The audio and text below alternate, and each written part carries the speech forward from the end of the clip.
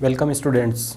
Class 10th chapter 4 द्विघाती समीकरण quadratic equations. एक बार फिर आप सभी का स्वागत है। आज हम तैयार करने जा रहे हैं चैप्टर 4 जो कि 10th बोर्ड के लिए इम्पोर्टेंट है। 4 मार्क्स का चैप्टर है, उसका रिवीजन हम देखेंगे।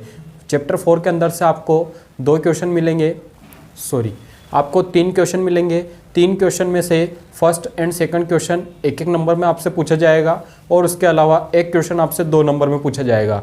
हम बात करें द्विघात समीकरण जो कि चैप्टर 4 है, इसके अंदर टॉपिक्स की, तो सबसे पहले द्विघात समीकरण क्या होती है, क्वाड्रेटिक इक्वेशन क्या होती है उसके बारे में, फिर उसके मूल क्या होते हैं, फिर उसके बाद में उनको हल करने की विधियाँ। हल 3 प्रकार से किया जाता है, गुणनखंड विधि के द्वारा, दूसरा है द्विघाती सूत्र या श्रीधराचार्य सूत्र के द्वारा, या फिर पूर्ण वर्ग बनाने की विधि के द्वारा, और तीसरा टॉपिक आपके है मूलों के अस्तित्व, कि मूल किस प्रकार से आएंगे और उनका अस्तित्व होगा या नहीं, वास्तविक होंगे, समान होंगे, वास्तविक होंगे या असमान होंगे, या मूल ही काल्पनिक होंगे।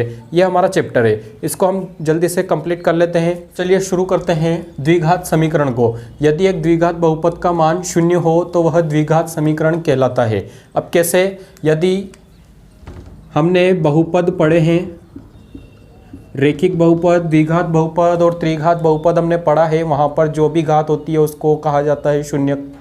और यहाँ पर बहुपद जो होगा द्विघात बहुपद, द्विघात बहुपद क्या होता है, ax² + bx + c, यह होता है द्विघात बहुपद। जब द्विघात बहुपद का मान क्या हो जाता है, 0 हो जाता है, तो वह द्विघात की समीकरण बन जाती है। कैसे, ax² + bx + c, और बराबर आप 0 कर दोगे तो ये बन जाएगी द्विघात की समीकरण, द्विघात समीकरण या द्विघाती समीकरण जिसको बोला जाता है। अब इसको जिन चीज़ों से हल किया जाता है वो कहलाती है द्विघात समीकरण हल करने की विधियाँ। और यह द्विघात समीकरण जिन मानों से संतुष्ट हो जाती है, जैसे मैं लिखूँ x या y या फिर 1 या 2, अगर इन मानों से यह समीकरण संतुष्ट है तो यह जो मान हैं यह कहलाएंगे द्विघात समीकरण के मूल।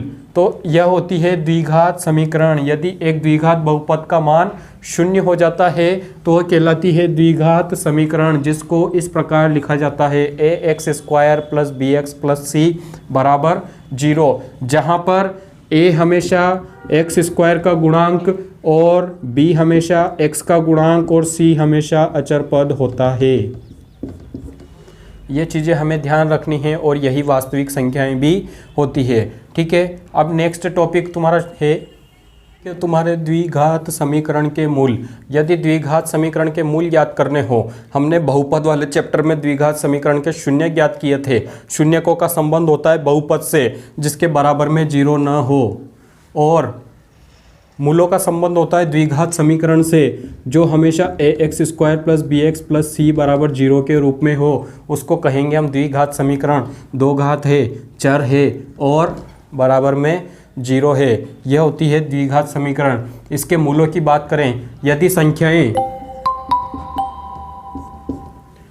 यदि संख्याएं अल्फा तथा बीटा, अल्फा और बीटा जो होती है, इन संख्याओं से समीकरण यदि संतुष्ट होती है तो वो कहलाती है द्विघात समीकरण के मूल।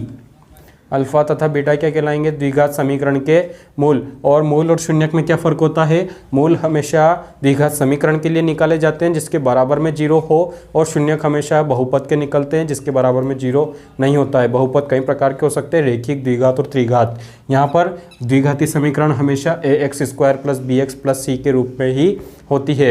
जब इनको हल करने की विधियों की बात की जाए तो द्विघात समीकरण को 3 विधियों से हल किया जाता है। नेक्स्ट टॉपिक है आपके द्विघात समीकरण को हल करने की विधियाँ।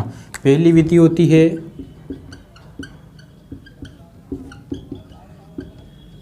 गुणनखंड विधि। गुणनखंड विधि में आपको क्या करना है, बराबर के इधर 0 रखना है और अपने द्विघात समीकरण को पूरा इधर ले लेना है, चाहे वो किसी भी रूप में दिया हुआ हो, 0 के बराबर आपको इधर कर लेना है। उसके बाद में फर्स्ट, थर्ड और सेकंड पदों को यहाँ पे हल करना है। फर्स्ट का गुणा आपको थर्ड से करना है और बराबर क्या लाना है, सेकंड पद लाना है। मतलब आपको इन दोनों संख्याओं के गुणांकों की गुणा कर लेनी है और जो सेकंड पद आपका दिया हुआ है इसके टुकड़े आपको ऐसे करने हैं कि ये दोनों इसके बराबर आ जाए।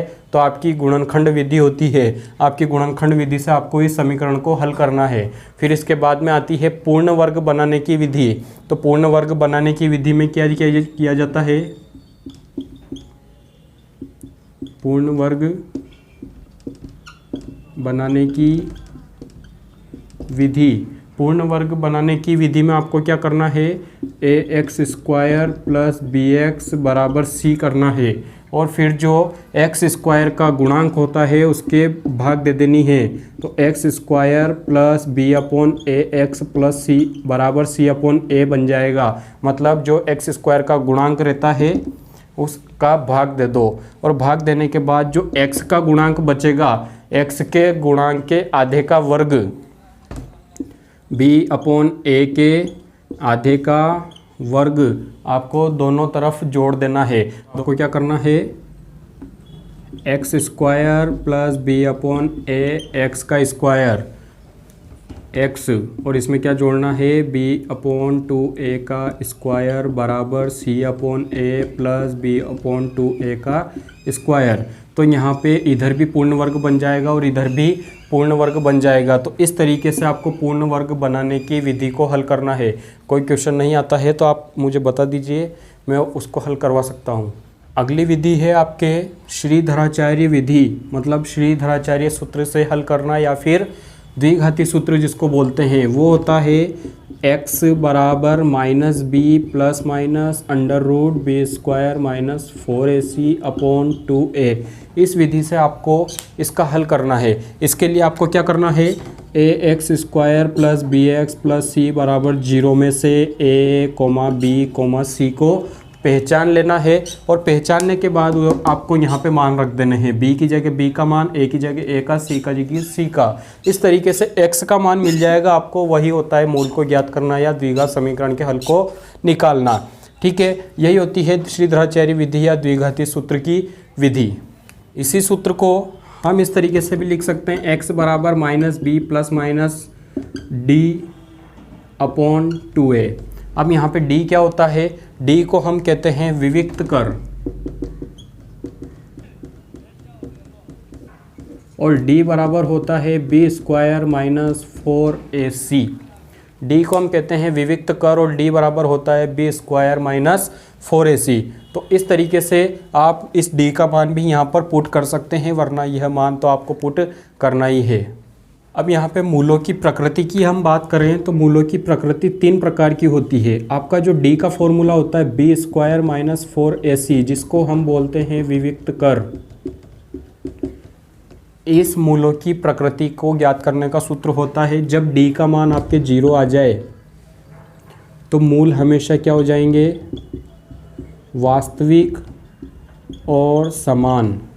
मतलब मूल वास्तविक रहेंगे और एक जैसे रहेंगे। जब आपके d 0 से बड़ा आ जाए तो वास्तविक रहेंगे और असमान रहेंगे, और जब d का मान आपके 0 से छोटा आ जाए तो मूल क्या हो जाते हैं? ऋणात्मक हो जाते हैं, काल्पनिक हो जाते हैं। ठीक है, एक जैसे भी नहीं आते हैं और वास्तविक भी नहीं रहेंगे। लेकिन जब d बराबर 0, d बराबर या 0 से बड़ा, तो वास्तविक रहेंगे, समान रहेगा बराबर पर, और असमान रहेगा बड़े होने पर। तो यह विविक्त कर ज्ञात करने का वो सूत्र होता है। विविक्त कर का डायरेक्ट सूत्र पूछा जाए तो d बराबर b² माइनस 4ac, और मूलों की प्रकृति पूछी जाए कि मूलों की प्रकृति कैसी है तो आपको ये बताना है। और उसके अलावा अगर k का मान पूछ लिया जाए कि मूलों की प्रकृति वास्तविक और समान है तो आप k का मान बताइए। तो वास्तविक और समान है तो ये वाला फॉर्मूला लगाना है। मतलब क्या करना है?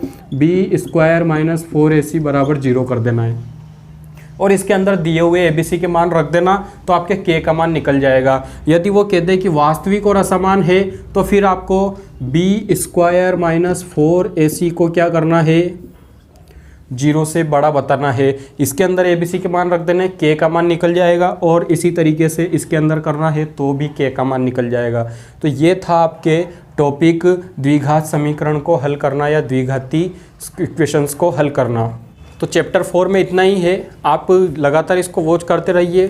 पूरा बेसिक मैंने बता दिया है। कोई क्वेश्चन नहीं आता है तो आप कमेंट कर सकते हैं, क्वेश्चंस की PDF आपके डिस्क्रिप्शन में दी हुई है, लिंक पे क्लिक कीजिए और बहुत सारे क्वेश्चन उसके अंदर है, उनको हल कीजिए। जितनी ज़्यादा प्रैक्टिस आप करेंगे उतने अच्छे मार्क्स आपके मैथ्स चैप्टर 4 में आ जाएंगे।